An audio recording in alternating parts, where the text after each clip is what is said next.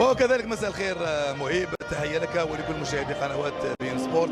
الجماهير المغربية حاضرة بقوة هنا في محطة لوسيل قبل التوجه عبر حافلات إلى استاد البيت، تصنع أجواء رائعة وهي تحتفل الآن قبل بداية المباراة بالأعلام، الأهازيج، نساء كبار ورجال بالجلابة وطربوش متوجه إلى الملعب. السلام عليكم.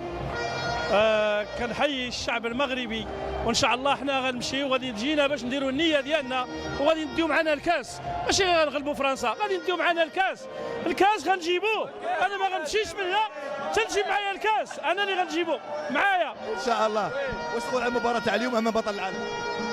مباراة أمام بطل العالم ما كتهمناش، حنا كشعب مغربي كنشوفوه منافس عادي بحكم أننا ربحنا مجموعة ديال المنتخبات القوية. يعني المنتخب الفرنسي رغم التاريخ الكبير ديالو إلا أن هذه مباراة متكافئة بحكم أننا في المربع الذهبي جوجنا في النهاية. إن شاء الله العالي ربي كبير غادي يصفنا كيف ما صفنا في المباريات اللي فاتوا إن شاء الله. هذا ما نتمناه نحن أيضا من العنصر النسوي، أيضا حاضر بقوة في الملاعب لتشجيع المنتخب. حاضرين ان شاء الله وغادي نربحوا وغادي نديو الكاس ان شاء الله. شفناك تحتفلي غنجينا نحتفلوا والمغاربه ديما المغرب ديما مغرب.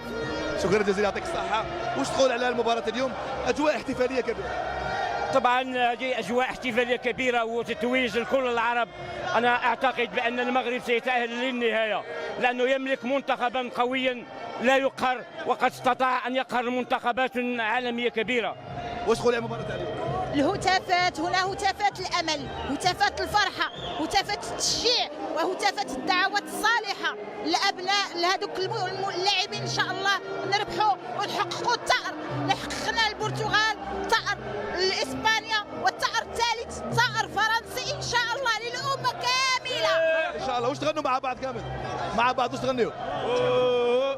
مع بعض كلمة. شوف ان شاء الله غنفوزوا وديما اوسيس ان شاء الله. هذه هي الاجواء هنا مهيب، اجواء رائعه للجماهير المغربيه قبل التوجه الى استاد البيت لمتابعه المباراه ضد فرنسا.